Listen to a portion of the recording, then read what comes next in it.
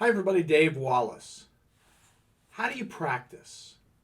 And the reason I ask that is because what I've learned over my career, whether it was in sporting events or in business events, is how you practice is how you play. Let me take you back to the eighth grade many, many years ago. I was the first time I was ever exposed to real team sports. I played Little League, but that wasn't very serious back in my day. But I didn't make the basketball team in the eighth grade. Or seventh grade. I made it in the eighth grade, and it was serious stuff. Our coach, there were four. We had four strings, and I was third string, so I wasn't any good. But our coach worked our butts off. He worked the third string just as hard as he worked the first string, and we didn't really get it. But then, upon reflection, I understand why he did it, because that season, our eighth grade team went undefeated. And one of the reasons we won all of our games, we had some talented players, but so did our opposition. But when the fourth quarter came around, we were in the best shape because we worked our butts off in practice. And other teams would fade, so we might have an 8-point deficit going into the fourth quarter, and in eighth grade, that's a lot. But we would pull out the win. We got to the ninth grade. Man, we were going to take the high school scene by storm. We went 4-15 that year. Why?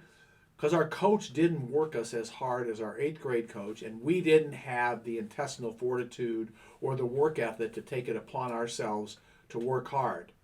How you practice is how you play. You look at the great sports stars of our era: Michael Jordan, Tiger Woods, Walter Payton, for those of you old enough to remember. Those guys made it look easy in their field, on the golf course, on the court, whatever it was. But their reputation was that they practiced harder than anybody else in their chosen sport. Practice, how you practice is how you play. One time in business, I had a sales presentation or a big meeting with a client in Michigan. And so I drove to the meeting. It was a fairly long drive.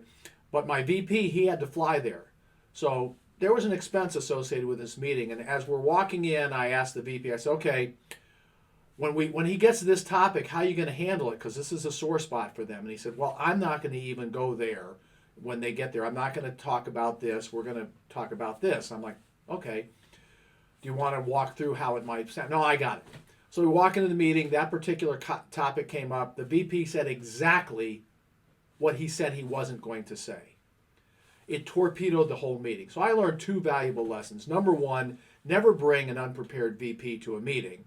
And number two, if you're going to bring somebody to a meeting, whether or not they are higher or lower than you on your company's totem pole, make sure that you role play through how you want the meeting to go, and that you anticipate the responses to particular questions or points you're going to bring up, and you think about how you're going to answer those questions, how you're going to respond to those particular situations, because how you practice is how you play.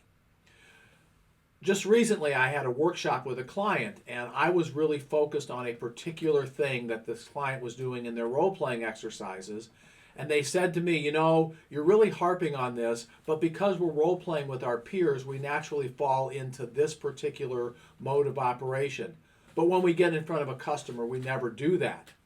Now, I didn't say anything, but in my mind, I'm thinking, probably not the case. How you practice is how you play. So, when you're getting ready for a big presentation, when you're getting ready for a meeting with your customer, you need to role play how that meeting is going to go. You need to think about, if you bring this up, what are the possible responses that you're going to get, and how are you going to respond to those responses? Otherwise, you're going to find that your meeting goes off the tracks really fast because you didn't practice, you didn't role play, you didn't prepare properly for the meeting.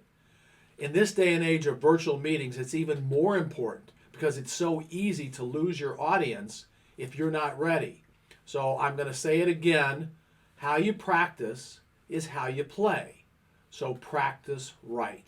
Practice like your business life depends on it, because the reality is that it does. Now, if you'd like to learn more, there's an email that comes at the end of this. And as always, thanks for your time.